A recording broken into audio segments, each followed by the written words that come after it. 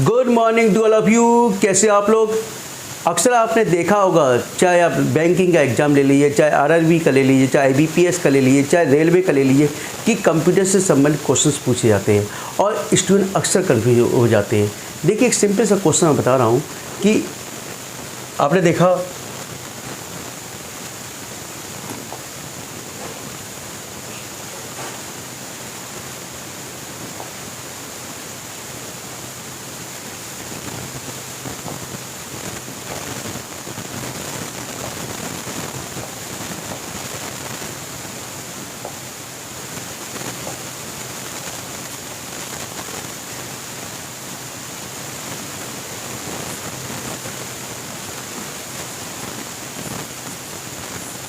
Palm top एग्जीशन, palm top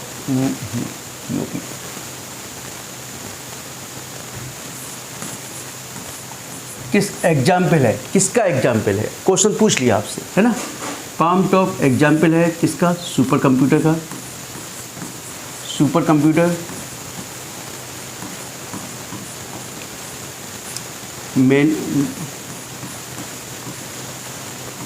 main frame computer,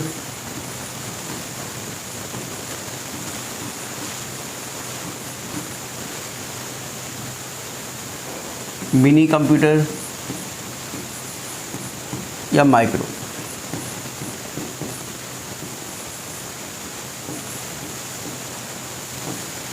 अक्सर आपसे question पूछा जाता है कि पाम टॉप सुपर कंप्यूटर का एग्जाम्पल है या मेन फ्रेम कंप्यूटर का एग्जाम्पल है या मिनी कंप्यूटर का एग्जाम्पल है या माइक्रो कंप्यूटर का एग्जाम्पल है, और स्टूडेंट कंफ्यूज हो जाते हैं इस प्रकार के क्वेश्चंस में। तो आपको इस प्रकार के क्वेश्चन में कंफ्यूज नहीं होना है, क्योंकि अब मैं जो आपको बताने जा रहा हूँ बहुत इजी कंसेप्ट से बताऊंगा कि किस प्रकार से इसका क्वेश्चन पूछे जाते हैं और किस प्रकार से आपको कंफ्यूज नहीं होना है, ठीक है। और कई बार इन चारों को दे दिया। अब आपसे पूछा गया कि इन चारों कंप्यूटर टाइप्स के जो कंप्यूटर हैं, इनको स्पीड के आधार पर सीक्वेंस में लगाइए या साइज के आधार पर सीक्वेंस में लगाइए,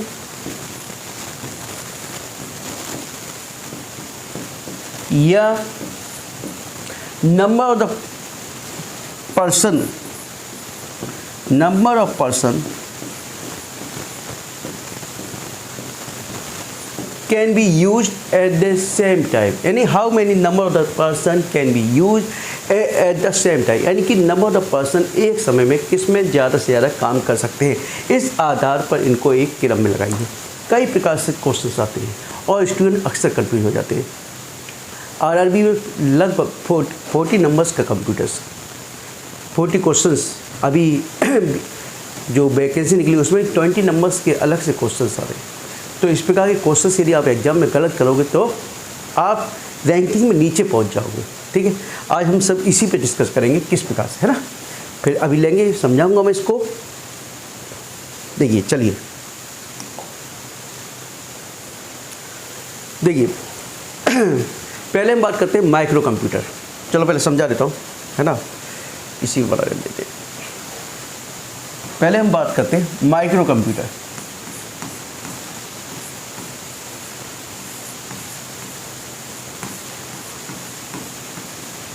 ठीक है, आजकल आप लोग यूज कर रहे हो पीसी, यूज कर रहे हो पर्सनल कंप्यूटर यूज कर रहे हो, लैपटॉप यूज कर रहे हो,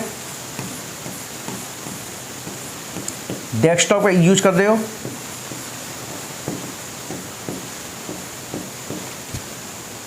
ये सब क्या है? Work station, work station use कर, ये सब क्या है? आपका माइक्रो कंप्यूटर कहते हैं इसमें, माइक्रो कंप्यूटर। अब माइक्रो कंप्यूटर में एक एग्जाम्पल और है पाम टॉप, और उसके अतिरिक्त भी और एग्जाम्पल है जे माइक्रो, यानी कि जैसा आप पर्सनली यूज के लिए यूज कर रहे हैं कंप्यूटर, वो आप देखते हो, आप लोग यूज करते हो, लैपटॉप है आपके पास, पर्सनल कंप्यूटर है, तो ये सब क्या है? किसका एग्जाम्पल है? किसका है? Micro computer. एक्चुअली साइज़ के आधार पर मैं डिवाइड कर रहा हूँ इनको, साइज़ के आधार पर कंप्यूटर को जो डिवाइड किया गया है वो पहले माइक्रो कंप्यूटर, ठीक है, समझ में आ गया। यानी माइक्रो कंप्यूटर जो आप यूज कर रहे हैं वो सब क्या है, माइक्रो कंप्यूटर का एग्जाम्पल। अब देखिए माइक्रो के बाद क्या आ गया, मिनी। Mini computer. अब मिनी कंप्यूटर क्या होगा, माइक्रो के बाद आया, ठीक है। तो इसकी स्पीड क्या होगी, माइक्रो से अधिक होगी, स्पीड अधिक होगी माइक्रो की अपेक्षा, ठीक है। इसका साइज भी कैबिनेट के आकार का होगा, कैबिनेट के आकार का साइज होगा, कैबिनेट के आकार का साइज। लेकिन इसमें एक साथ लगभग 0 से लेके 20 तक 20% can be use eight the same time, यानी एक साथ लगभग 20 लोग इस पर कार्य कर सकते हैं। और इसमें मिनी कंप्यूटर जो होता है यानी कि इसकी कैपेसिटी, एफिशिएंसी वो माइक्रो कंप्यूटर की अपेक्षा अधिक होती है। और एक at the present time number of the person can maximum 20% can be work at the same time, यानी एक समय में 20% काम कर सकते हैं, है ना। 20 लोग एक साथ काम कर सकते हैं। ये आपका मिनी कंप्यूटर, ठीक है। अब आ गया, अब क्या आ गया, देखिए मेन फ्रेम कंप्यूटर। अब देखिए इसमें स्टूडेंट कन्फ्यूज होता है, अभी मैं इसी को बताऊंगा आपको। मिनी कंप्यूटर में, है ना, मिनी कंप्यूटर में क्या होता है, अब देखिए 20% काम कर रहे हैं, लेकिन इसका मतलब ये नहीं है कि 20 कंप्यूटर, है ना, यानी कि इसमें क्या procedure, number of the procedure होते हैं, ठीक है, जिससे वो क्या होता है, यानी कि इसकी क्या कैपेसिटी या क्षमता बढ़ जाती है। अब मैं बताऊंगा, थोड़ा सा पढ़ते ही आगे बढ़ेंगे तो मैं बताऊंगा किस तरीके से, है ना। Main frame computer, main frame computer mini computer से बड़ा होता है। कैसा होता है, मिनी कंप्यूटर से साइज में बड़ा होगा, है ना। स्पीड भी अधिक होगी, स्पीड अधिक होगी, है ना।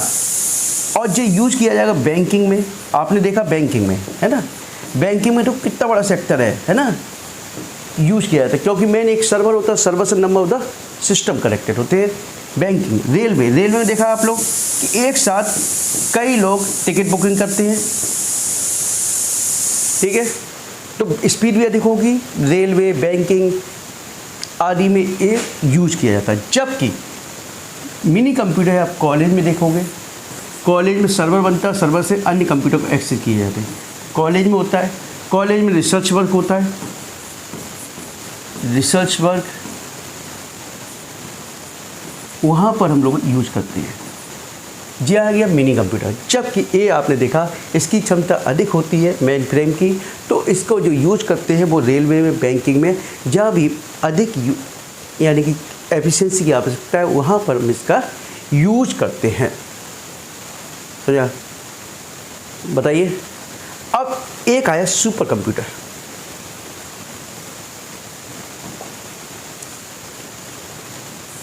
सुपर कंप्यूटर, और सुपर कंप्यूटर तो आप जानते ही हो, सुपर कंप्यूटर तो नाम ही सुपर कंप्यूटर है ना। तो इसकी स्पीड तो सबसे अधिक होगी, स्पीड सबसे अधिक होगी, और साइज भी इसका बड़ा होता है, साइज भी इसका बड़ा होगा, साइज बड़ा होता है, स्पीड अधिक होती है, स्पीड अधिक होती है। अब इसका यूज क्या करते हैं, आपने देखा मिसाइल परीक्षण होता है, वेदर फोरकास्टिंग, फोरकास्टिंग यानी कि मिसाइल मौसम का अनुमान है, पूर्व अनुमान लगाना, है ना। तो ये वेदर फोरकास्टिंग यानी मौसम के बारे में अनुमान लगाना, पहले से बता देना, ठीक है, यानी वेदर फोरकास्टिंग, वहाँ पर इनका यूज करते हैं। अन्य कई एरिया हैं जहाँ पे आपने कहा मिसाइल, परमाणु परीक्षण आदि में भी इसका यूज किया जाता है। आपने देखा रॉकेट छोड़, है ना, यहाँ भी इनका यूज किया जाता है, रॉकेट लॉन्च किया जाता है, वहाँ भी इनका यूज किया जाता है। तो मैक्सिमम यानी कि जो स्पीड, सबसे ज़्यादा स्पीड किसकी होगी? सुपर कंप्यूटर की होगी। किसकी होगी? सुपर कंप्यूटर की। और सबसे बड़ा साइज में भी सुपर कंप्यूटर है, क्योंकि इसमें क्या होता है, नंबर ऑफ द प्रोसीजर यानी मैक्सिमम पर्सन यानी कि लिमिट नहीं है, उतने पर्सन एक साथ काम कर सकते हैं। जबकि पहले होता माइक्रो कंप्यूटर पर सिंपल पीसी की बात कर रहा हूँ मैं, माइक्रो सिंपल पीसी की बात कर रहा हूँ, एक पर्सनल यूज के लिए लैपटॉप उसका एग्जाम्पल है, ठीक है। जबकि इसके बाद आए मिनी कंप्यूटर में मैक्सिमम 20% करने के बाद एट द सेम टाइम, यानी कि एक समय में 20% लोग काम कर सकते हैं। जबकि मेन फ्रेम कंप्यूटर में लगभग 50 के आसपास, लगभग 11 उसकी अपेक्षा अधिक कार्य कर सकते हैं, 20 से अधिक, मेन चीज़ 20 से अधिक। और जबकि यानी सबसे ज़्यादा आज के सुपर कंप्यूटर का ज़माना है, सुपर कंप्यूटर का यूज किया जा रहा है, ठीक है। और मैंने बताया किस में यूज किया जा रहा है। अब देखिए, अब आ जाते हैं उस पर।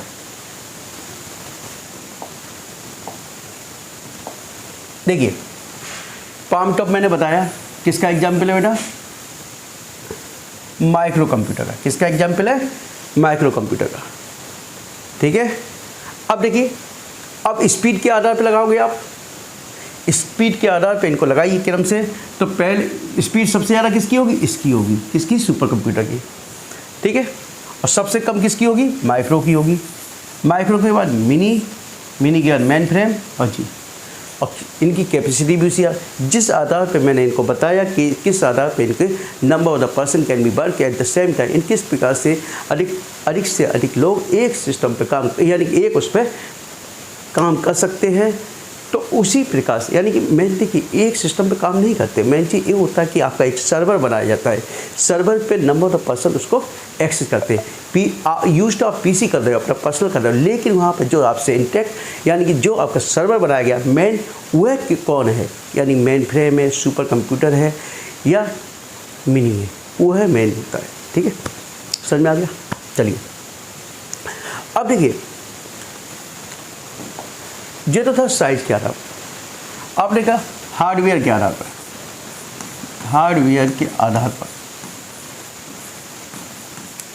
On the basis of hardware, है ना। पहले तो ये मान लो हार्डवेयर होता क्या है, यानी सिस्टम को वह पार्ट जिसको हम फिजिकली टच कर सकते हैं, क्या कर सकते हैं? टच कर सकते हैं, वह क्या कहलाता है? हार्डवेयर कहलाता है। That part of the system which we can physically touch is known as the hardware, ठीक है। अब देखिए, हार्डवेयर के आधार पर इनको डिवाइड किया गया है, एनालॉग, डिजिटल और हाइब्रिड।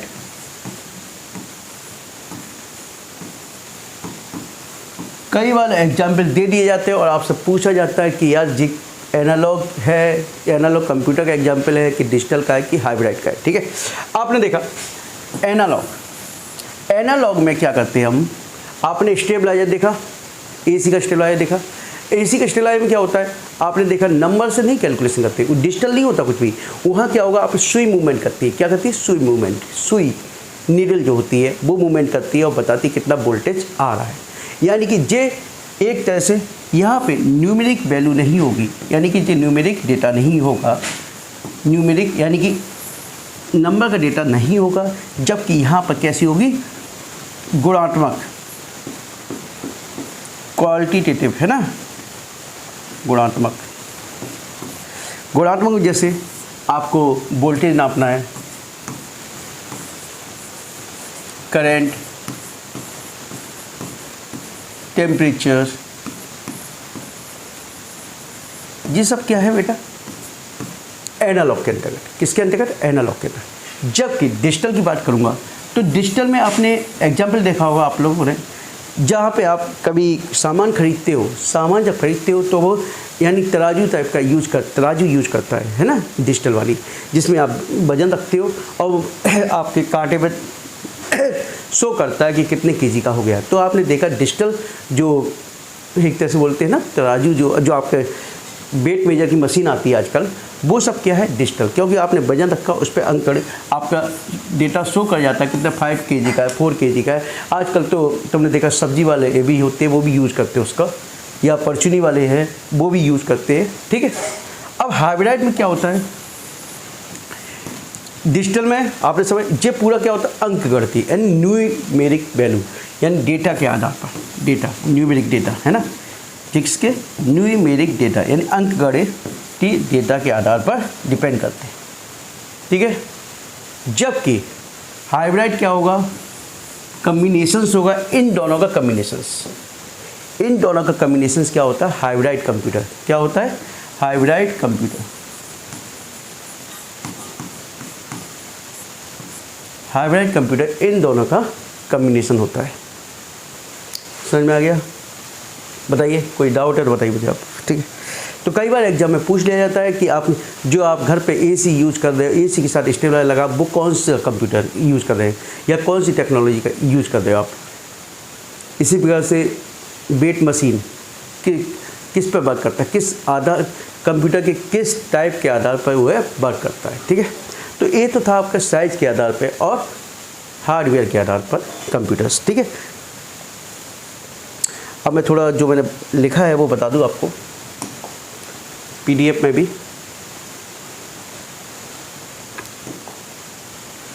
माइक्रो कंप्यूटर, इन कंप्यूटर को पर्सनल कंप्यूटर, माइक्रो डेस्कटॉप, ये देखिए कंप्यूटर लेफ्ट, ये डेस्कटॉप का एग्जाम्पल है। टैबलेट पीसी, वर्क स्टेशन, ये पाम टॉप, लाइक इधर लैपटॉप लग रहा है ये, लेकिन साइज में कैसा, बहुत छोटा है। कैसा है, छोटा होता है। तो ये क्या है, palm top. Mini computer, mini computer से बड़े, यानी क्षमता में माइक्रो कंप्यूटर से बड़े। सबसे पहला मिनी कंप्यूटर 1965 में तैयार किया गया था। इसका आकार एक कैबिनेट, ये गलत लिख गया, कैबिनेट के आकार पर होता है, कैबिनेट के आधार पर। जहाँ एक और पर्सनल कंप्यूटर यानी माइक्रो कंप्यूटर में एक सीपीयू होता है, वहीं मिनी कंप्यूटर में एक से अधिक, मिनी कंप्यूटर में एक से अधिक सीपीयू होते हैं और मिनी कंप्यूटर पर एक साथ एक से अधिक व्यक्ति कार्य कर सकते हैं। इनका उपयोग प्राय छोटी या मध्यम आकार की कंपनियां करती हैं। इसका प्रयोग रिसर्च, कॉलेज व इंजीनियरिंग आदि के कार्यों में किया जाता है। Main frame computer,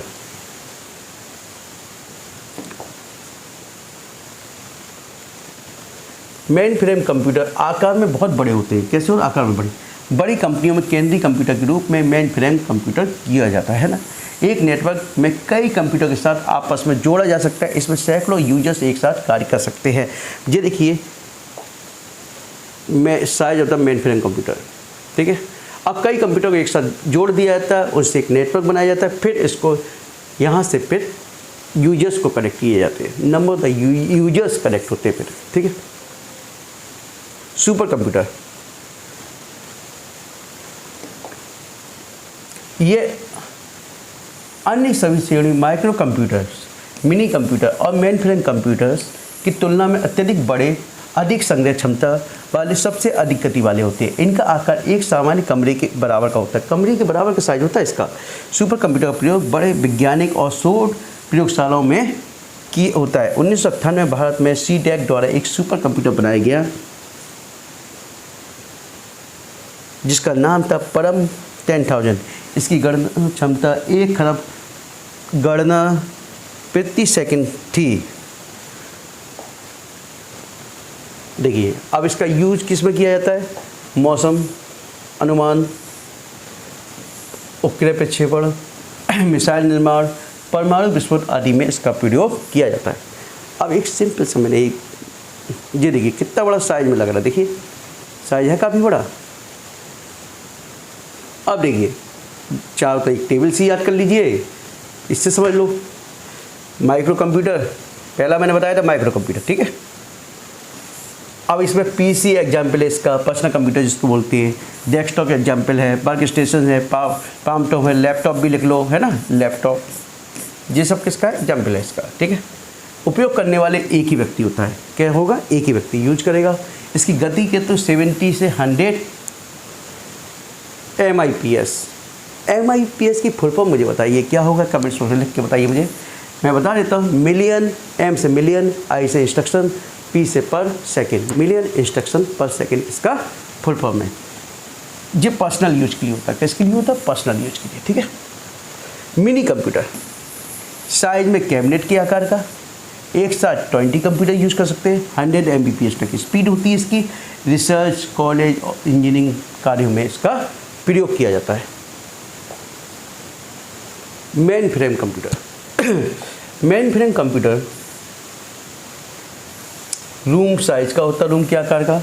100 Mbps speed और 100% एक साथ काम कर सकते हैं। 100 MIPS की स्पीड बैंकिंग, टिकट बुकिंग आदि में यूज किया जाता है ना। सुपर कंप्यूटर रूम के आकार का, 100 से अबव होता है स्पीड। वेदर फोरकास्टिंग मैंने बताया किस किस में इसका यूज किया जाता है। इसमें दिया मोर देन 100 से ऊपर, मोर देन 100, ठीक है। 100 से ऊपर लोग इसका यूज कर सकते थे।